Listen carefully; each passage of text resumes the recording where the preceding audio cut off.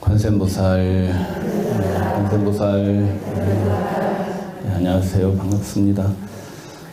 우리 형제 자매 불자님들 그동안 잘 지내셨습니까? 네. 오늘 입춘법회 맞아서 많이들 오셨네요. 입춘이 큰 날은 큰 날인가 봅니다. 혹시 뭐 부적 때문에 오신 분은 없을 거야. 부적 그까진 거 받으려고 오신 분은 없을 거라고 믿고, 이제 입춘이라고 날씨도 좀 풀리고 해서 여러분들 기지개도 펴시고 새롭게 또 하고자 하는 일들 희망차게 또 시작했으면 좋겠습니다. 3일간 이제 입춘 또 삼재 소멸기도 명사 스님들이 열심히 기도 올렸습니다. 오늘 입춘을 맞아서 여러분들께 당부드리고 싶은 부처님 말씀은 여러분들이 이제 늘상 인생을 살아가면서 비난을 받는 경우 있죠.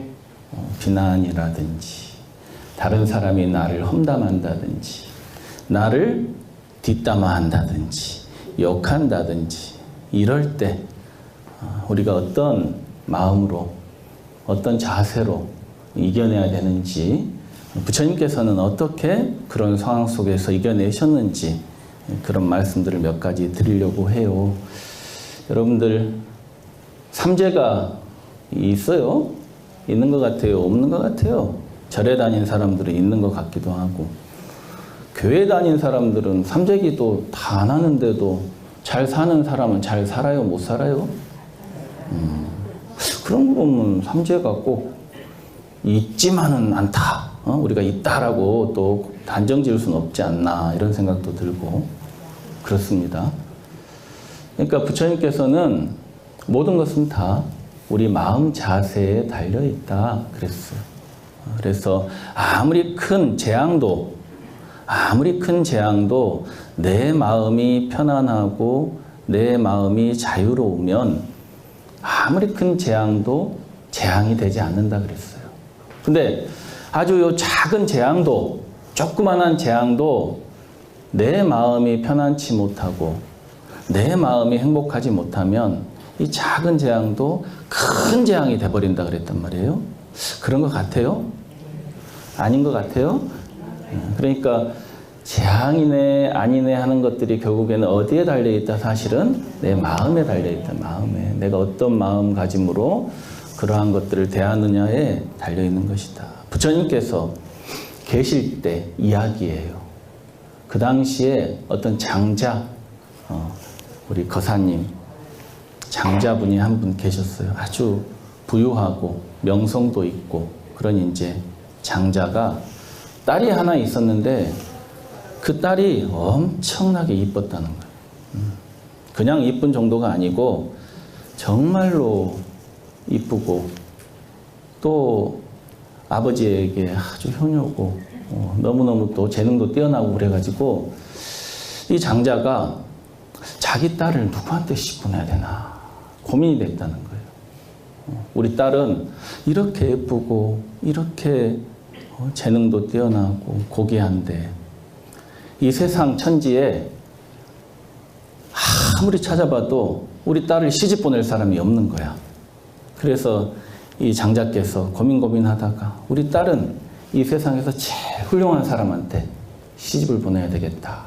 그래가지고 생각한 분이 자기가 제일 존경하고 훌륭하다고 생각하는 부처님을 생각하게 됐어요. 그래서 우리 딸을 부처님한테 시집을 보내야 되겠다. 나쁜 의미로 그렇게 생각한 게 아니고 이제 그 당시에 다른 기성 종교인들은 다 결혼을 해서 가정을 꾸리고 살았기 때문에 우리 부처님 정도면은 내 딸을 시집 보내도 좋겠다 이런 생각을 한 거예요.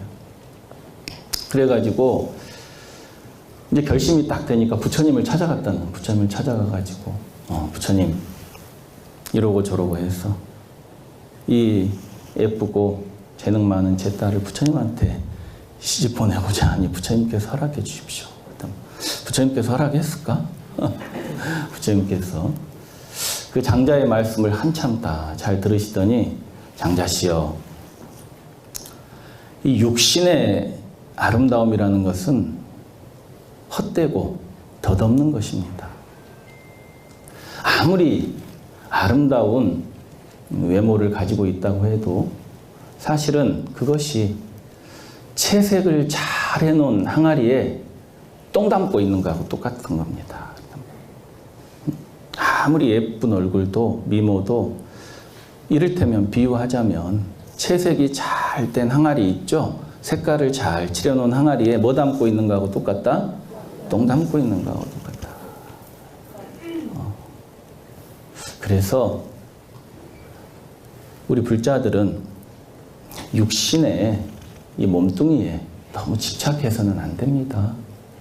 이렇게 이제 좋은 법문을 해주셨어요. 그래가지고 이 장자가 부처님 법문을 듣고 깨달음을 얻었어. 그래서 그 이제 딸을 시집 보내려는 마음도 다 접고, 그래가지고 이제 딸한테 가가지고 얘기를 좀 잘 전해줘야 되는데 그냥 있는 그대로 다 딸한테 얘기한 거야. 그러니까 딸이 그 얘기를 듣고는 기분이 확 상해버린 거예요. 아니 아무리 부처님이라고 해도 나한테 똥항아리라고 왜 나를 이렇게 무시하고 나를 거절한 것도 얘가 지금 기분 나빠 죽겠는데, 아니 아무리 부처님이라고 어떻게 나를 똥 담고 있는 항아리로 비유를 하셨나? 이래가지고 기분이 그냥 확 상해가지고 부처님한테 앙심을 품었다는 거예요, 이 딸이. 그러니까 우리 여러분들도 어디 가서 말 전할 때 말을 잘 전해야 돼요. 이 장자는 좋은 깨달음을 얻어서 그런 깨달음의 내용을 딸한테 전하려고 얘기를 했는데, 이 사람이 말에 집착을 하고 또 잘못 전하다 보면 오해가 생겨요, 안 생겨요? 생기지. 그러니까 딸도, 장자는, 아버지는 좋은 뜻으로 그 사실을 전했는데 딸 입장에서는 어때요? 앙심을 품게 됐다는, 부처님한테 오해로 인해 가지고. 안타까운 일이죠. 그래가지고 이 딸이 앙심을 품고는 결국에는 이제 옆에 나라에서 왕이 이제 청혼을 해가지고 골로 이제 왕에게 시집을 가가지고 왕비가 된 거예요, 그 딸이. 그래서 부처님께서 유행하시다가 그 나라에 이제 가시게 됐어요. 그래서 이제 뭔가 큰 사건이 일어나게 됐는데, 이 얘기를 다른 경전에서는요, 다른 얘기에 전해 내려오는 이야기에 보면 조금 다른 내용이 또 있어요. 아버지가 딸을 부처님한테 시집 보내기 위해서 그랬다는 얘기도 있고, 또 어떤 얘기에 보면은 어떤 아름다운 처녀가 있었어요. 아름다운 처녀가 있었는데, 이 처녀가 어떻게 예쁜지 이웃나라의 뭐 왕자들이며 내노라는 젊은이들이 다 이 처녀한테 청혼을 했어요. 근데 그 누구도 마음에 들지가 않는 거야. 이 콧대가 세가지고, 이 처녀가, 아가씨가. 근데 이 처녀가 어느 날인가 부처님 법문을 듣게 된 거예요. 부처님 계시는 절에 가가지고 부처님 법문을 듣고는, 부처님 법문을 듣고는 그냥 마음에 감동이 와가지고, 부처님 그 모습이 어때요? 우리 부처님 생김새가 이 세상에서 제일 잘나셨죠? 잘생기셨다. 이 생김새도 그렇게 훌륭하시고 늠름하시고 거기다가 말씀도 잘하셔. 그래가지고 이제 이 아가씨가 이제 오로지 부처님한테 이제 마음이 탁 꽂혀가지고 그때부터는 이제 절에만 다니는 거예요. 부처님한테 공양을 정성스럽게 올리고, 부처님 법문하시면 맨 앞자리에 가서 눈을 깜빡깜빡 하면서 온 마음을 담아가지고 그래가지고 이제 부처님 법문을 듣고 그렇게 열심히 이제 종교 생활을 했어요. 근데 열심히 이제 부처님한테 공양 올리고 절의 생활을 하다가 어느 날인가 다 부처님 하시는 걸 보니까 부처님께서 자기한테만 이렇게 친절하게 해주는 게 아니고, 공양도 안 갖다 주고 얼굴도 못생기고 집안도 안 좋은 그런 불자님들한테도 부처님이 자기한테 대하듯이 똑같이 대해주고 있는 거예요. 그 사실을 딱 확인하게 된 거야. 그러니까 어떤 마음이 들어요? 아니 부처님이 내가 이렇게 부처님한테 진심으로 대하는데 부처님이 요만큼이라도 나를 특별하게 생각을 해줘야 되는데 그게 아닌 거야. 그러니까 섭섭한 마음이 드는 섭섭한 마음, 서운한 마음. 여러분들 다 그러시죠? 우리 스님이 청정하게 여자도 멀리하고 그러고 사셔야 되는데 그래도 내가 가까이 가면 어때요? 나만큼은 다정하게 대해줘야 되고. 다 보살님들이 어때요? 우리 절에 오는 불자님들이 다 자기를 조금은 특별하게 생각해 주기를 바라는 거예요. 그러니까 부처님 행동에 문제가 있는 게 아니죠. 이 젊은 아가씨가 상대방과 자기를 비교하니까 거기서부터 어때요? 이제 서운함이 드는 거예요. 부처님이 나만 좀 특별히 생각해 주면 좋을 텐데 내가 이렇게 부처님한테 지성으로 하는데 이래가지고는 발길을 딱 끊어버렸어. 서운해가지고. 여러분들은 그러신 분 없지요? 없을 거야. 다 우리 보살님들은 다 자기 신심으로 부처님만 보고 다니지 뭐. 그래서 이 아가씨가 이제 그래서 결국에는 옆집, 옆 나라에서, 옆 왕국에서 왕이 청혼을 해가지고 그래서 이제 그 나라로 시집을 갔다. 이런 이제 두 가지 얘기가 있어요. 그래가지고 부처님이 이제 그 나라에 가신 거야. 이제 제자들하고.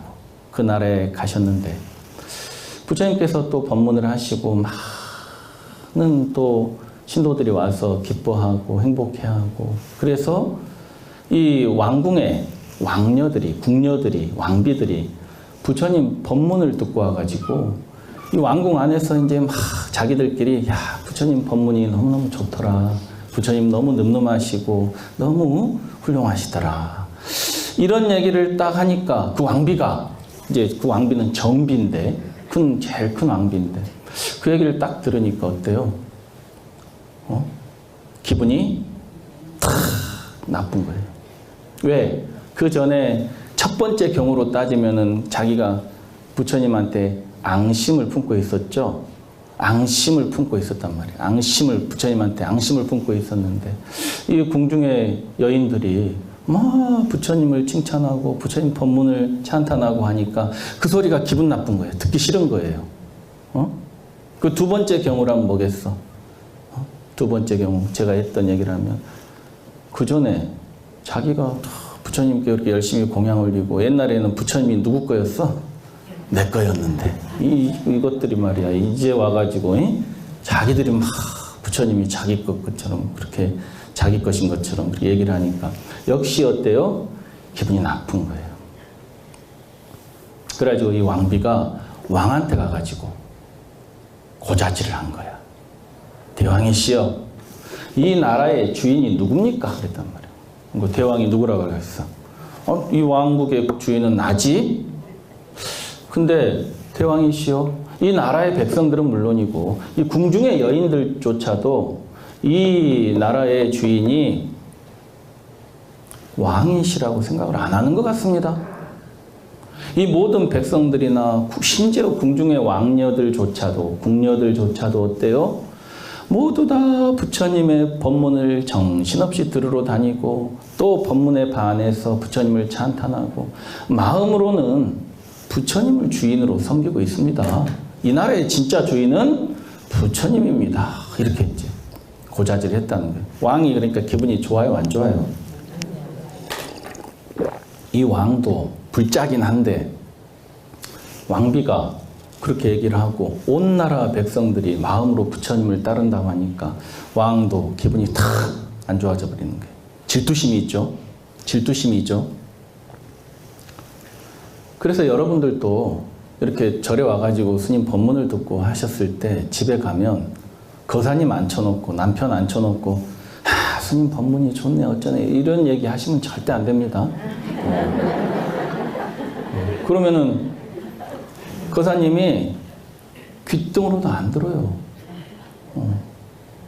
니나 많이 들어라 그러지. 니나 많이 들으러 다녀라. 어떻게 해야 돼? 여러분들이 가가지고 그 법문한 얘기 전할 게 아니고 거사님한테 잘 해드리는 거야. 누구 모시듯이? 부처님 모시듯이. 부처님 모시듯이 잘해주는, 다 부처님 말씀이 그거죠. 집에 가족들부터 부처님으로 모셔라. 관세음보살이 다른 데 있는 게 아니고 너와 함께 생활하는 너의 가족이 관세음보살이다. 그들부터 관세음보살로 모셔라. 그게 불교의 가르침 아닙니까? 근본적인 가르침. 그 여러분들이 다 집에 가가지고 스님 법문 듣고 입 딱 닫고 그냥 행동으로 보여주는 거야. 부처님처럼 잘해주면 남편이 이상해 안 이상해? 어이씨, 평상시에 안 하던 행동을 하네 하면서 당신 뭔 일 있어? 이런다면 그럴 때 딱 얘기하는 거예요. 내가 절에 가가지고 스님 법문을 들었는데 여보 내가 그 법문 듣고 내가 고집 세고 참 내가 은혜도 모르고 그러고 감사한 마음도 없이 내가 그렇게 살아왔던 것 같아. 스님 법문에 가족이 바로 부처님이라고 하시는데 내가 오늘부터 당신을 내가 부처님처럼 생각하려고 노력한다고.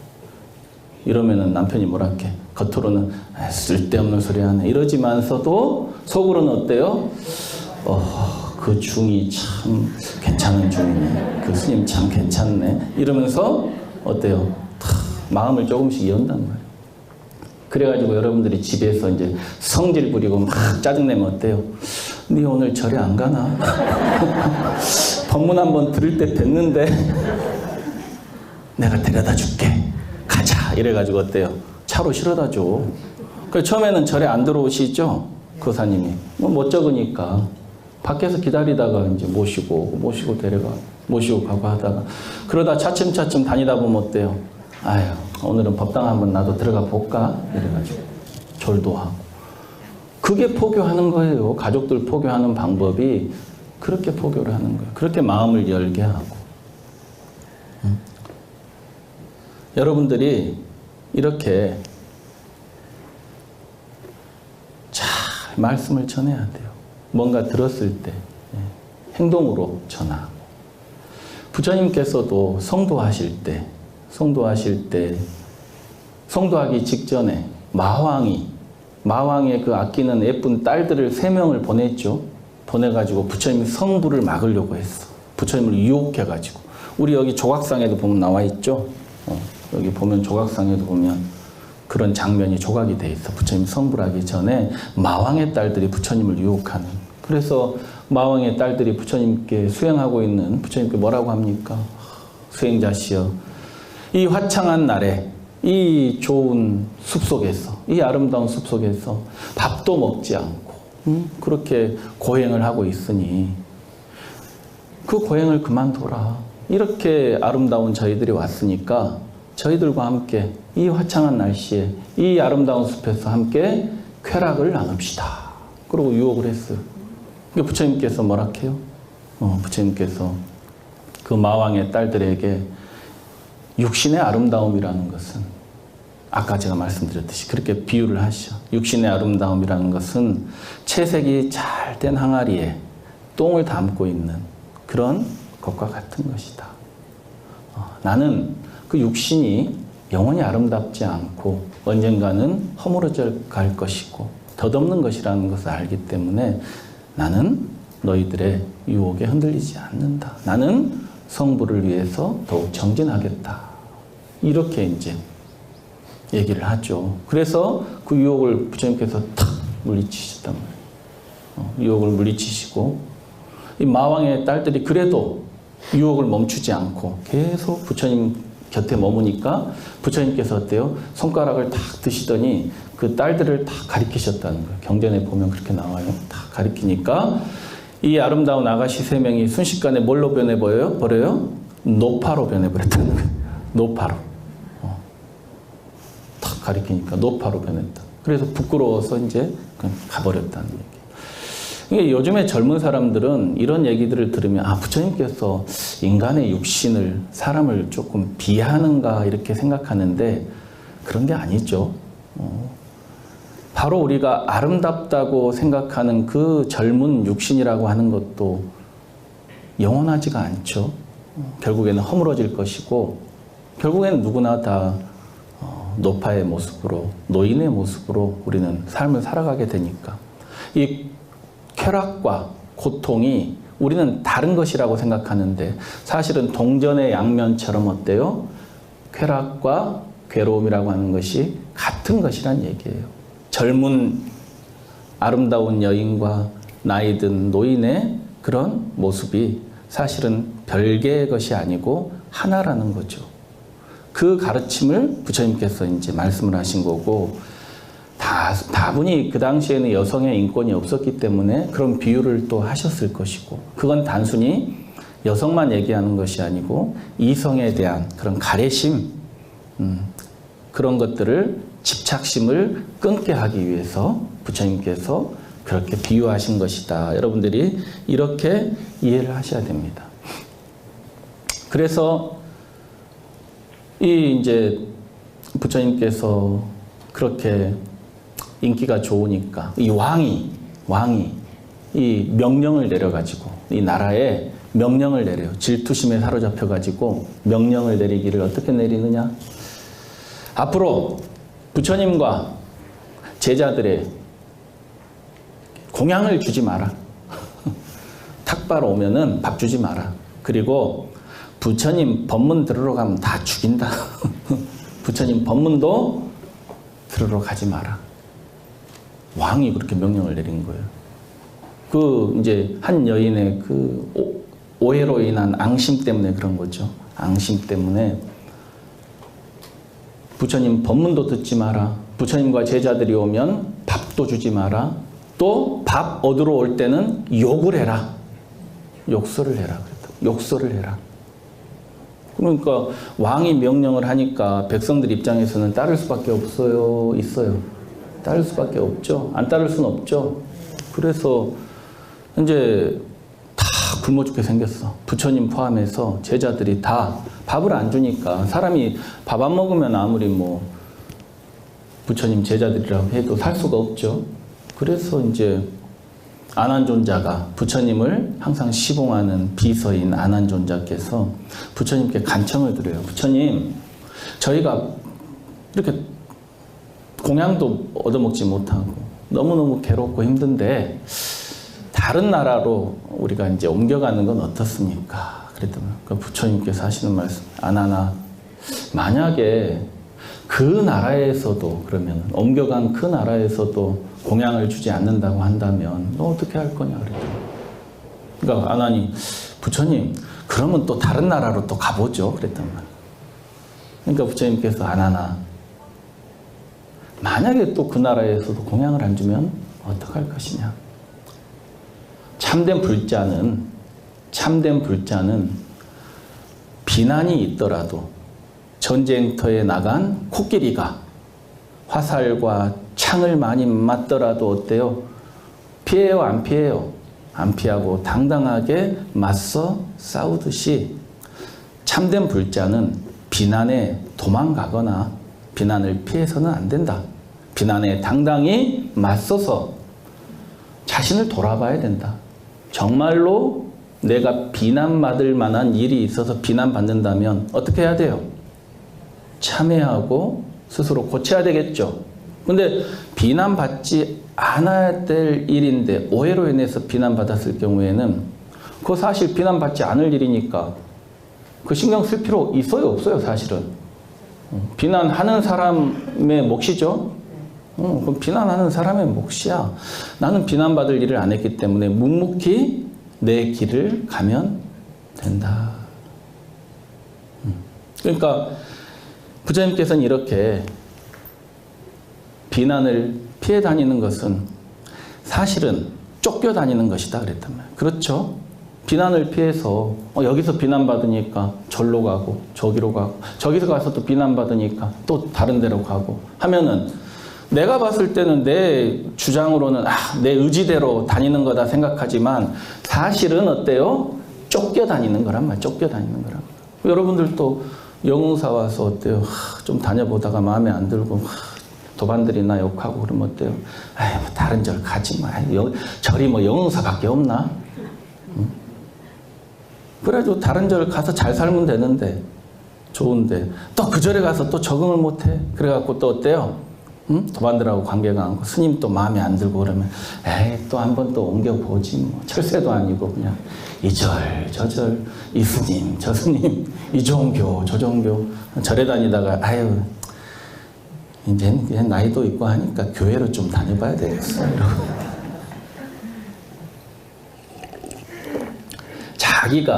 자기가 자기 의지로 다니는 것 같지만 사실은 쫓겨다니는 거라고. 여러분들 이러한 것에서 우리가 진정한 자유가 뭔지를 우리가 깨달아야 된다. 참된 자유는 내 맘대로 하는 게 참된 자유가 아니죠. 참된 자유는 그 누가 나를 칭찬해도 마음이 흔들리지 않고 칭찬해도 마음이 들뜨지 않고 다른 그 누가 나를 비난해도 어때요? 마음이 슬프지 않고 칭찬과 비난에 내 마음이 흔들리지 않을 때 그것이 참된 자유라는 거예요. 여러분들 근데 칭찬 좋아해요? 안 해요? 응? 좋아하지. 스님이 이렇게 우리 보살님 오늘 이렇게 예쁜 옷을 어떻게 이렇게 잘 입고 왔어요 하면 입꼬리가 그냥 쫙 자기 마음을 읽어야 돼. 내가 내 마음이 단단하지 못한 사람은 칭찬에 약해. 칭찬에 약한 사람은 비난에도 약해요. 그죠? 남들이 날 욕하는 소리를 견디질 못해. 그래서 내 마음 공부가 얼마나 됐는지를 확인하려면 누군가 나를 칭찬했을 때 내 마음의 움직임을 살펴보면 돼. 누군가 나를 칭찬해도 내 마음에 요동이 없으면 내 마음 공부가 참으로 된 거예요. 근데 그걸 느끼지도 못해. 누군가 나를 칭찬하면 이미 마음속에서 어때요? 기쁜 마음이 확 생겨가지고 바로 얼굴로 확 나타나니까. 그때 일어나는 자기 마음을 살펴야 된다는 거예요. 그래서 우리가 칭찬에도 흔들리지 않고 비난에도 요동치 않을 때 그것이야말로 우리가 삼재 소멸하는 길이라는 거예요. 삼재 소멸의 길이 다른 데 있는 게 아니고 칭찬하는 것은 비난하는 것은 사실은 그 상대방의 몫이에요. 그 사람의 몫입니다. 칭찬하는 사람, 비난하는 사람, 그것은 그 사람의 마음일 뿐이에요. 그렇죠? 정말로 칭찬받을 일이 정해져 있고 비난받을 일이 딱 정해져 있다고 한다면 똑같은 일을 두고 어떤 사람은 칭찬하고 어떤 사람은 비난하고 그러면 안 되잖아요. 그죠? 근데 똑같은 일을 두고도 어떤 사람은 칭찬하고 어떤 사람은 비난한단 말이에요. 사실은 남들의 칭찬과 비난은 나하고 관계가 없는 일이야. 그 사람의 마음일 뿐이란 얘기예요. 마음일 뿐이야. 똑같은 일을 두고도 절에 공양간에 어떤 불자님이 식탁을 보시했다. 그러면 어떤 사람은 또 칭찬하고 근데 또 어떤 사람은 비난해. 뭔 놈은 절에 저렇게 좋은 식탁이 필요하대 이러면서. 그건 그 사람 몫이에요? 그 사람 몫이 아니에요? 그 사람 몫이야. 칭찬하고 비난하는 것은 그 사람의 몫이고 그 사람의 업이에요. 다만 사실이 있을 뿐이야. 여러분들 요 꽃을 보면서 꽃을 칭찬해. 꽃이 아름답다. 꽃이 아름답다. 꽃이 예쁘지 않다. 비난해. 그럼 꽃은 요동이 있어요? 없어요? 꽃을 칭찬하면 누가 좋아? 꽃을 비난하면 누구 마음이 안 좋아? 그러니까 그 사람 몫이라고. 꽃은 꽃일 뿐이에요.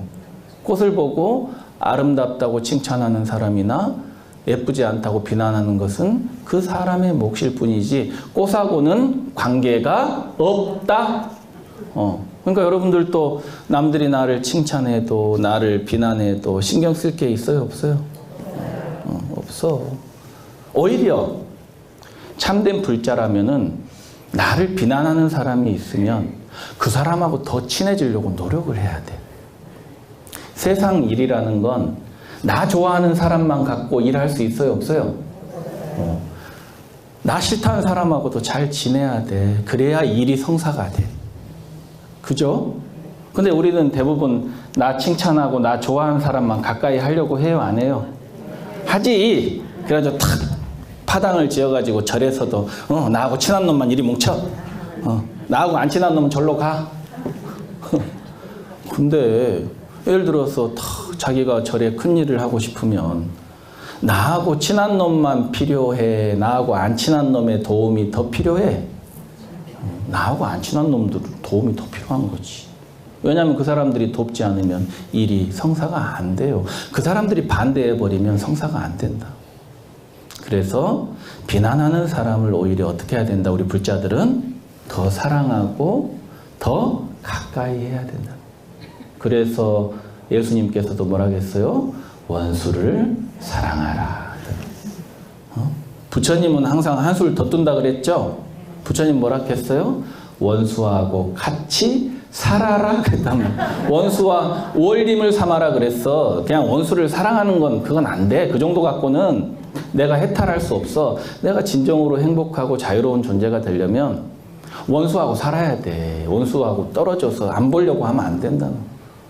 원수하고 살아라. 원수와 원림을 삼아라 그랬단 말이에요. 그런 것들을 우리가 실천하고 마음에 명심을 해야 된다. 여러분들은 스님보다 낫지요. 다들 원수하고 잘 살고 계시잖아요. 이 왼수야, 이 왼수야 하는 인간은 딱 두 종류밖에 없지요. 함께 사는 남편, 아내하고 내 배로 낳은 내 자식하고 이 왼수야. 여러분들은 스님보다 나은 거예요. 스님은 왼수하고 왼수 꼴 보기 싫어서 안 사는 거예요. 혼자 살아버리는 거예요. 성질머리가 못 돼가지고 원수 꼴 보기가 싫어. 근데 여러분들은 마음이 넓으셔가지고 스님보다 낫다는 거예요. 원수하고 같이 살잖아. 스님보다 낫은데 몰라 절에 와서 부처님 바짓가랑이 잡고 빌어. 스님보다 다 나은 삶을 살고 계시죠. 원수하고 같이 살고 있잖아. 부처님 말씀대로. 스님은 원수하고 못 살아서 혼자 살고 있고. 그러니까 여러분들 뭐 스님보다도 성공한 인생이에요. 그죠? 뭐 성공한 인생인데 와가지고 부처님한테 뭐 또 바짓가랑이 잡고 빌 거 뭐 있어. 그런 마음가짐으로 우리가 마음 한번 어떻게 쓰느냐, 여러분들이 마음 한번 어떻게 돌리느냐에 우리의 행복과 불행이 좌우되는 것이지 상대방으로 인해서 내 행복과 불행이 있는 것이 결코 아니다. 그런 이치를 마음에 딱 새기면 그것이야말로 최고의 부적이다. 부적 필요 없죠? 부적 필요 없죠, 이제? 뭐 안 줘도 되죠? 네, 내 한 사람은 받지 마요. 모쪼록 이제 우리 불자님들, 그래도 스님들 정성스럽게 기도했으니까 하나씩은 받아가 주세요. 그래도 한 달 가까이 계속 부처님 전에 올려놓고 또 청수로도 축원하고 해서 여러분들 이제 절에서는 사실 부적이라고 하면 안 되고 호신척 뭐라고 부른다고요? 호신척. 이 몸을 지켜주는 그런 수첩이다 이런 뜻이에요. 그러니까 그런 의미로 이렇게 생각하시고 또 마음에 그것도 부적이라는 것도 결국에 마음이죠. 왠지 모르게 든든하죠. 우리가 손목에 단주를 하고 다니는 것도 든든하니까 부처님 백이 있다 생각하면 든든하잖아.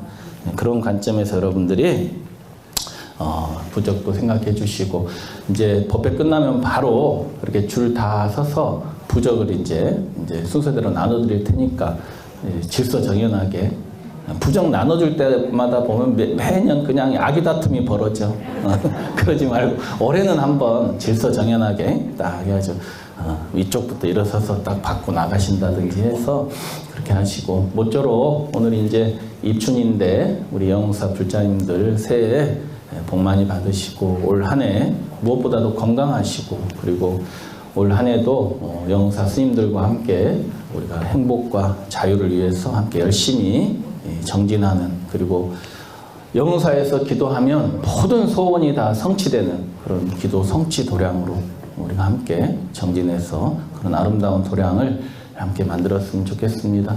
여러분들 그렇게 하실 수 있죠? 네, 모두 그렇게 해주시고 특히 이제 스님이 당부드리고 싶은 것은 올해 윤달 들었죠?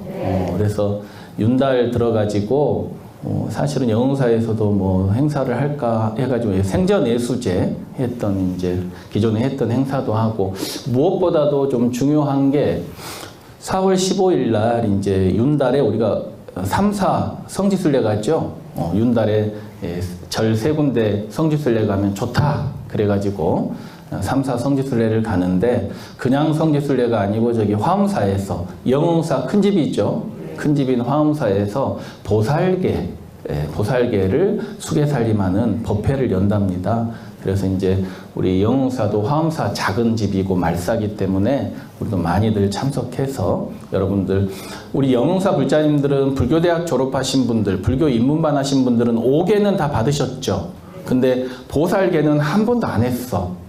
제가 한 10년 정도 되면 영흥사에서 하려고 했는데 굳이 안 해도 큰절에서 한다 하니까 우리가 가서 받으면 좋을 것 같아요. 그래서 윤달에 보살개를 받으면 최고의 공덕이라는 거예요. 보살개를 꼭 받으셔야 돼. 여러분들 보살개 안 받으신 분은 꼭 받으셔야 됩니다. 스님들도 스님들 계율을 받고 보살개도 함께 받아요. 왜냐? 대승불교이기 때문에. 그래서 여러분들 꼭 4월 15일 날 함께들 많이들 가셔서 보살개 수계살림을 받으시면 좋을 것 같아요. 또 올해 또 제가 임기가 끝나요. 아시는 분들은 아실지 모르겠는데, 올해 임기가 올해 이제 올해까지 하면 임기가 또 끝나요. 그래서 화엄사 큰 스님들한테 좀 잘 보여야 돼. 그래야 또 좀 더 여기서 포교 활동을 할 수 있으니까, 여러분들 스님을 위해서, 스님 보기 싫은 사람은 안 가셔도 돼요. 이제 영흥사 좀 주의 스님이 바뀌었으면 좋겠다 이런 분은 공식적으로 안 가셔도 돼요. 근데 이제 그래도 저를 좀 더 보고 싶은 분들은 하루니까, 그리고 큰절에 가서 또 보살개도 받고, 또 다른 2개 사찰 좋은 사성암하고 또 도림사, 곡성의 도림사 이렇게 해서 3사 순례를 할 거니까요. 그때만큼은 4월 15일 날 날씨도 좋고 따뜻하니까 모두 참석하셔요. 보살개 받으러 모두 갑시다. 큰절에서 큰 스님들을 7분 초청해가지고 그렇게 이제 수계식을 할 거예요. 영흥사 저희 은사 스님이신 종자, 삼자 큰 스님께서도 그날 증명법사로 또 참석을 하시니까, 여러분들 모처럼 코로나도 해제됐고 했으니까 많이들 참석하시기를 당부 말씀드립니다. 여러분들 장시간 앉아 계신다고 모두 고생들 하셨고, 집에 공양하시고 집에 가셔서 입춘 대길 이렇게 입춘부도 붙이시고, 입춘부를 스님한테 가는 스님 뭐 언제까지 붙입니까? 그 물어보신 분들이 있는데 자유입니다. 여러분들 하고 싶은 대로 하시면 되는데, 보통은 이제 정월달 한 달, 정월달 한 달만 붙이시면 돼요. 붙이시고 집에서 태워버리시면 됩니다. 그렇게 해서 여러분들 새해 모두 입춘 대길 하시기 바랍니다. 모두 성불하십시오. 감사합니다.